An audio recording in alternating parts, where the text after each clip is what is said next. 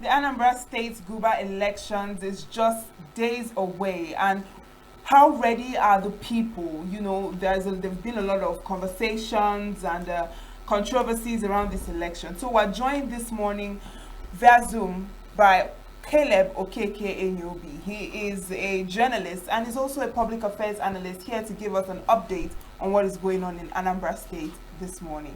Good morning to you. Thank you for joining us. Good morning, and thank you for having me. Good morning, Nigerians. So tell us, the elections are just days away. So how is Anambra State? What is going on? Give us an update, an overview of how the state is at the moment, and the people as well. Well, Anambra State is very calm, very cool. Here in the Nnewi North local government where I live, we have just celebrated the 100 years birthday of Igwe Orizu, Igwe Kenneth Onyemaekenajo Orizu III, who is the Igwe of Nnewi. And he's 100 years old, and he's also 62 years on the throne this year. So he's the longest serving monarch in the known world. So from Nnewi to everywhere in Anambra since over the weekend, he turned 100 on 30th of October.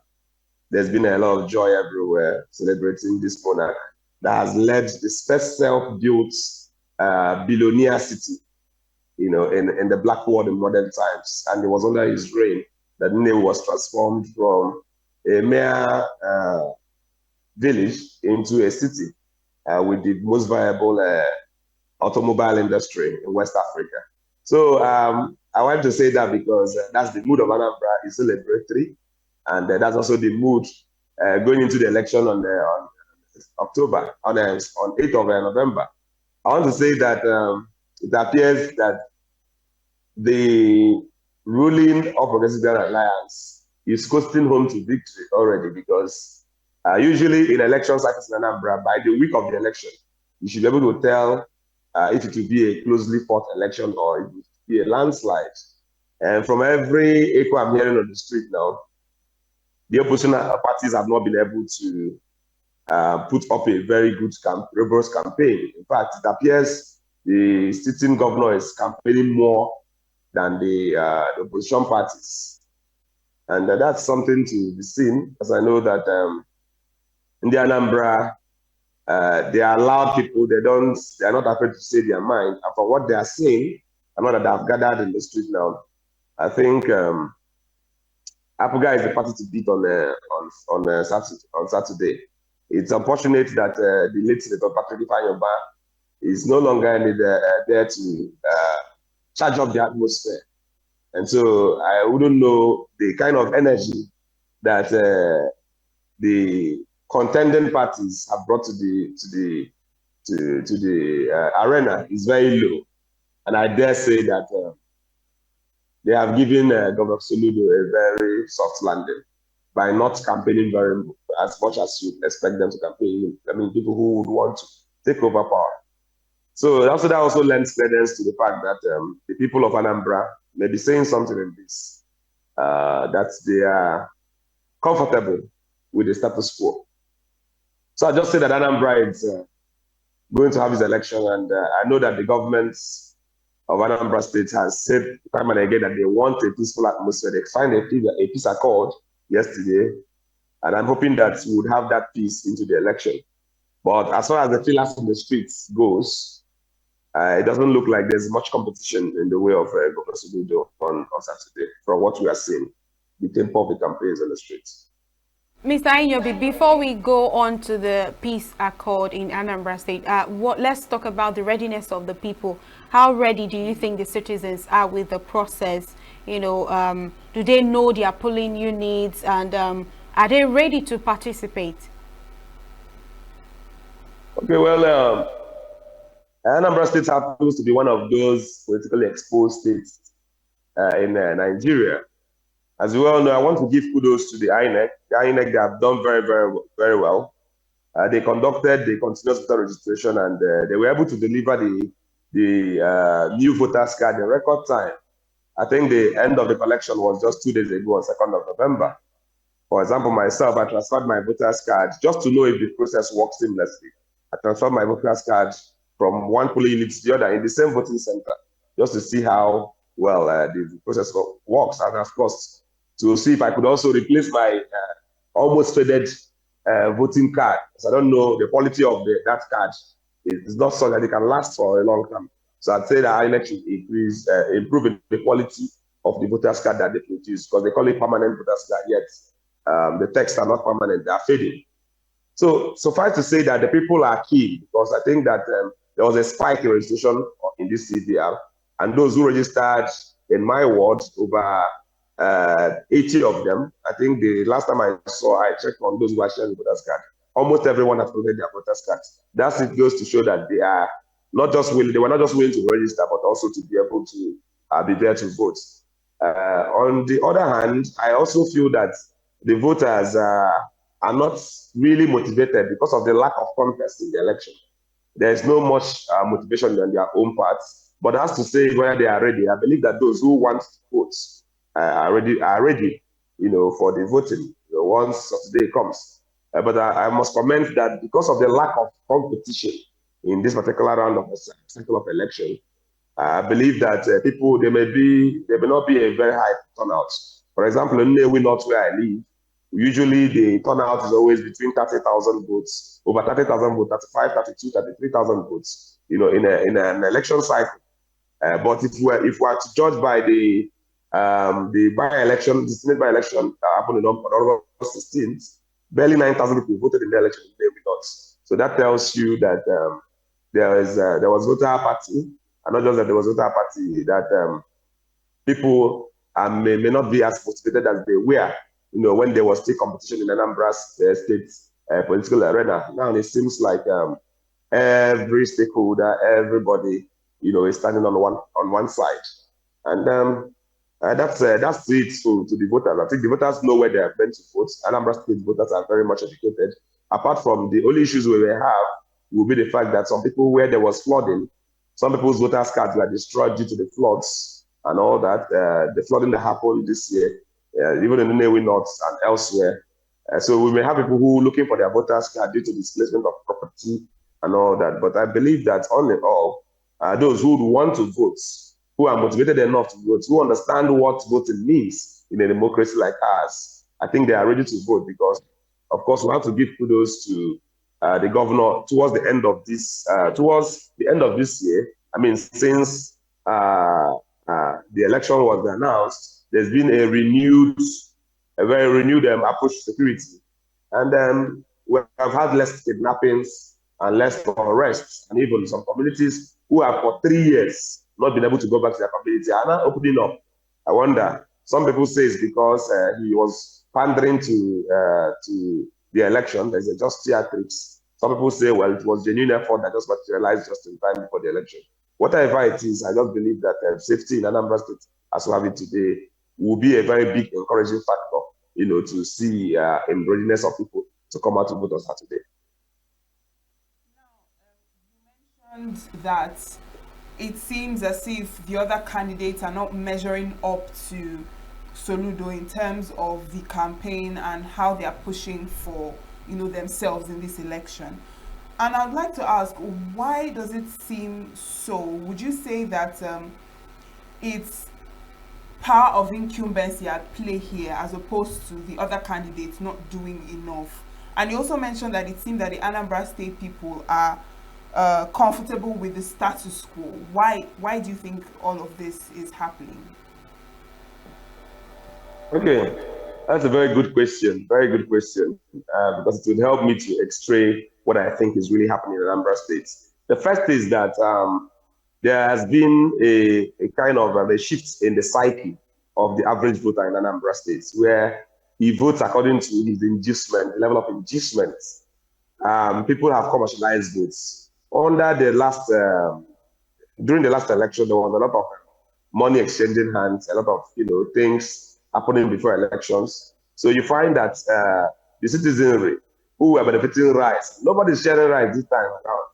Nobody's sharing campaign materials. Nobody's sharing all those materials anymore.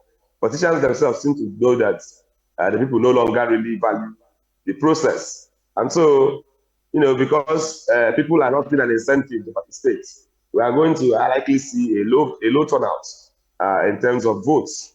Because if you look at it, I wouldn't say it's because people are just trusting, the process of Soludo's what's it called, being the governor. I don't think it's most likely that they are comfortable with the status quo.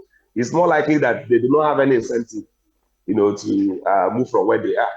The other politicians are not trusted because Anambra has a unique system where if you want to be governor of Anambra State, you have to be seen around.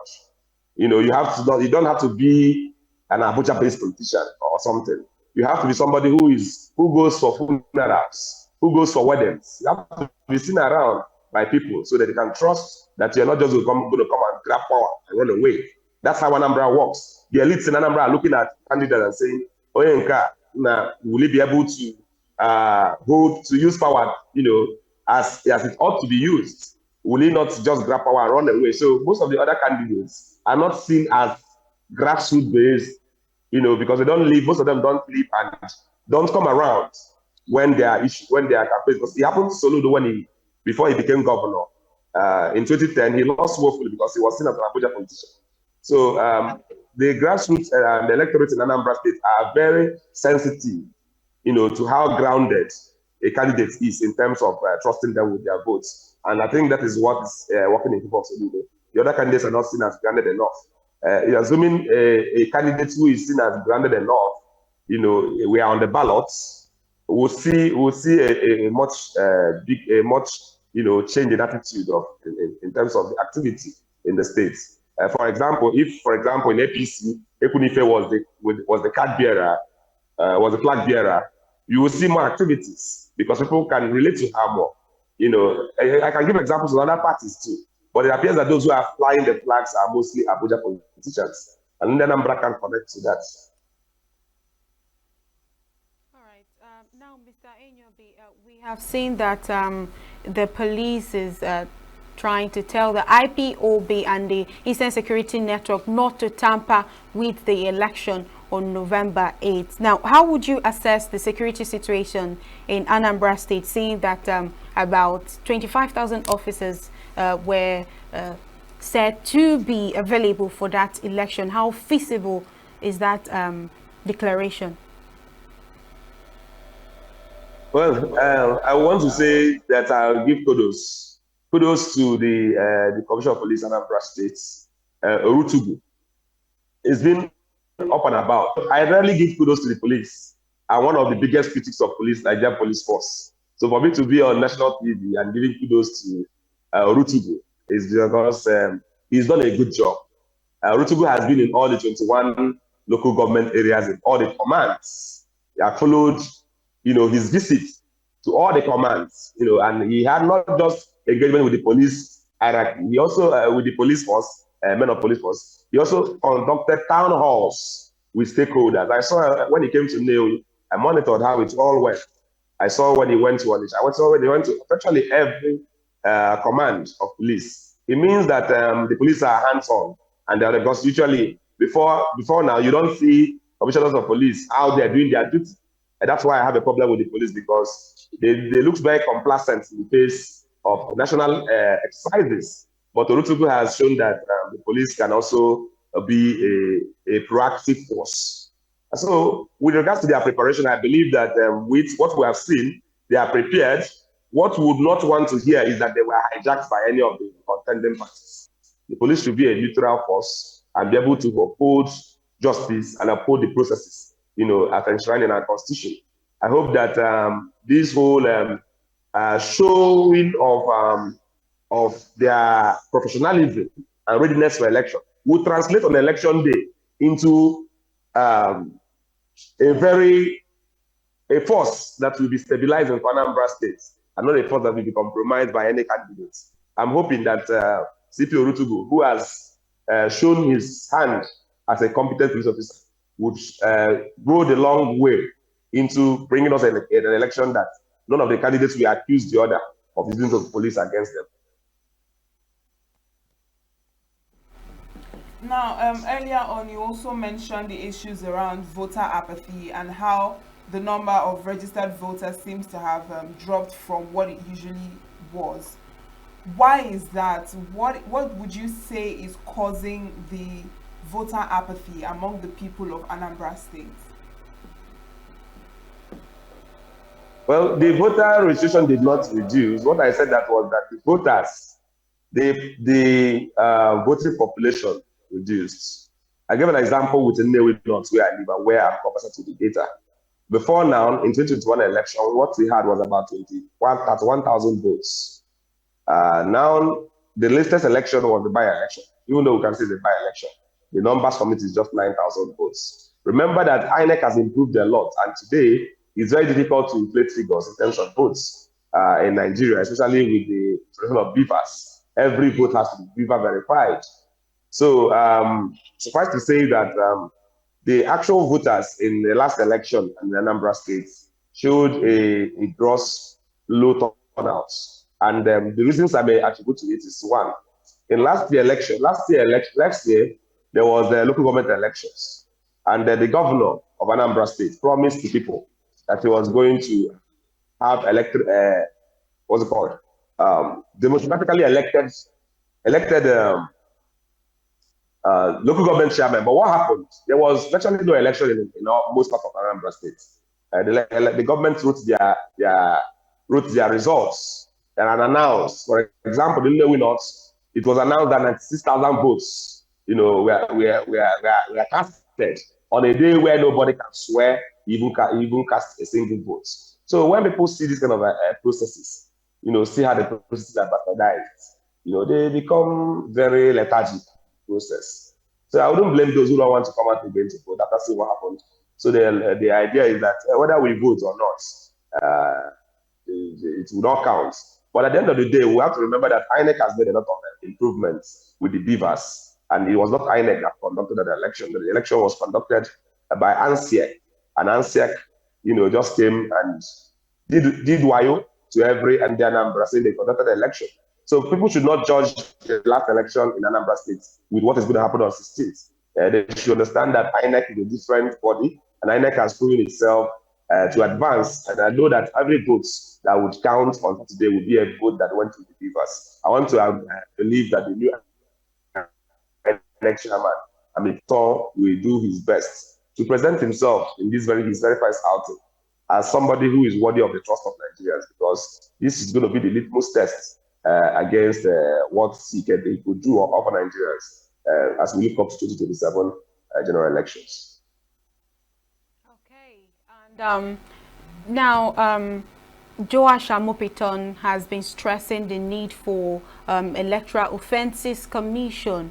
But I would like you to assess that, and also yesterday the candidates signed the peace accord. So what is your assessment? Do you think it is the solution to the inadequacies and gaps when it comes to elections in Nigeria? Yes, of course. Electoral Offences Commission is a necessity that should be done immediately, because you see what's happening. Politicians know what is against the law. They go out during election day and commit electoral offenses, whether by them or their agents. If nobody punishes those crimes, how are they going to stop them? So, Amopiton is a professor of constitutional law, and you should know that as a professor of constitutional law, he understands what needs to be done constitutionally, to make sure that elections go well. I want to agree with his calls. There needs to be, for example, let me cite a very common electoral offense, which is vote buying. People who are caught sharing money on election day should be apprehended immediately. The Nigerian police force should be on hand to apprehend anybody cited, to be sharing money. But they don't do that because most times Nigerian police even compromise itself on election day. And you find that because nobody is arrested, you see people going about on election day sharing money. So if there's an electoral offences commission that would make sure that every reported electoral offense is punished, prosecuted and punished, it will help to serve as a deterrence, to people who would want to bastardize the electoral processes in Nigeria by maybe sharing money or even, I don't know, but balance transactions is no longer an issue in Nigeria now, and inflation of votes and age voting. These issues. If there's people who should be able to investigate this crime, it will help. So I support Amikuta in that direction, and Nigeria should look to setting up, such a commission to ensure that people who commit offenses, elected offenses, are punished as due and demanded. Then the other point you raised was about the peace accord. The peace accord held yesterday. The funny things that came out of that peace accord is that you find that the candidates are not even in sync with each other. We saw a video of the deputy gubernatorial candidate of the APC storming out of the room in a tantrum. So you see, when candidates cannot even be united 2 days or 4 days to election, barely the week of election, you wonder what quality of what emotional maturity and quality of leadership that those kind of people can offer to the people. So yesterday we saw the governor, he was seated. We saw Nicholas Okashku was seated. We saw every other person who should be there. They were there. There's 16 candidates, but of the 16 candidates, only 4 are vibrant, are viable, so to say. Only the ADC, the APC, Labour Party, and APOGA. The PDP is missing in action in terms of the campaign, and the candidates showing up at events or even conducting any rally whatsoever. I don't think he has flagged up his campaign up till now. So there's a lot of issues with regards to the quality of campaign that we are seeing from political parties in this particular election cycle. I'm not sure I know all the reasons responsible for this, but of course, all I can say is that has made way for a more peaceful election, because it doesn't look like there is much contest going on. So I hope that the peace accord fine will be lifted out, on Saturday, so that citizens will go out and cast their votes in peace without any incidents. We don't want any loss of life anywhere in Anambra State on Saturday. It's not worth it. The candidates and those who seem to be vibrant, you mentioned 4. I can barely hear you. Who seem to be making moves in the state. But I remember that you also mentioned that Soludo is currently topping the charts. Now, apart from Soludo, who do you think among these candidates that have, that have the potential to spar, with Soludo coming in this election? Who is the strong contender or the strong opposition to Soludo at the moment that has the potential to possibly beat him at this election? What do you think of? What do you see happening in the election? Soludo's closest rival is Nicholas Okashku of the APC, the closest rival. But what I mean closest rival is that, let's say Soludo is at 10 or a 9, Nicholas Okashku is at a 2. Others are 0 point something. I mean, it doesn't look like a contest in Anambra State, and we are on the week of election. If you ask me what I forecast for Saturday, APGA is probably going to win in 2021 local government. It's not probably, it's going to win in the 21 local government areas. I don't see what these politicians are doing. I mean, even the Nicholas Okashku, I'm disappointed in the type of campaign they've mounted. It appears they are not keen on talking to the people. Like I told you, this is the first campaign I'm seeing. The governor, who is incumbent, is campaigning more than the opposition. You should expect that the opposition will spend more energy on campaign. So I don't forecast any change in governance in Anambra State on Saturday. It's appalling what we are seeing in Anambra State. That's why up to now, if you go around, people will tell you that they regret that they miss the final bus deaths and all that, because they just feel nobody is putting up any fight at all. So it's easy to predict Anambra State to Saturday's election. It's very easy to just say that there is going to be a landslide victory for the opposition alliance from what we are seeing on ground here. I'm not even sure the APC will win in its own watch. What I'm seeing or hearing, in the political space here, because I live in Anambra State, and fortunately for me, I'm exposed to political cycles, and it worries me, that Anambra may be sliding, into a monopolitical state. Before we go quickly, what is your general expectation for that election on November 8th for the electorate, the candidates, the INEC? What do you have to say? For the politicians, I would say allow the electorates to decide. Don't try any monkey business. Go down to your ward and vote as every individual. Those who are trying to say they will rig or they will do anything, please jettison such ideas. For the INEC, I would say be on time, do what you've promised us to do. Make sure that you use the beavers and that the elections results are transmitted in real time so that people can see what is going on in the various ward and various polling units and local governments. Also, then now to the electorate, I'll say go out and vote. I'll say particularly to the Newi North government area. We have 166,000 registered voters on INEC register. I'd want that at least 60,000 of those should be out on Saturday to vote. Democracy, as I always say, is participatory. If you don't come out, you don't care, you don't ask questions. Whatever the worst you fear will continue to happen. So to the voters, I would say come out and vote. And then to security agencies, I would say please be at your best and do not be biased. Uphold the tenets of law and ensure that every voter that comes out on Saturday is protected. And then to the media, I would say that they report properly. That there should not be bias in reportage so that we can have a very free and fair atmosphere that's in Anambra State, because it's been a while Anambra State had peaceful and non-apprehensive elections. And I would like to see that on Saturday. I'm a believer in the potentials of Anambra State. And I hope that Anambra on Saturday will have a strong statement to the world that Anambra State is still united and, of course, on the path of progress and peace. All right. Thank you very much, Caleb Festus Okeke Nyobi. Thank you for joining us this morning. Thank you so much. And thank you, Nigerians. And yes, it's a wrap on that conversation with the broadcast journalist and analyst on Anambra State Guber election countdown and on how the people are ready in Anambra State. Now we'll take a moment. When we return, the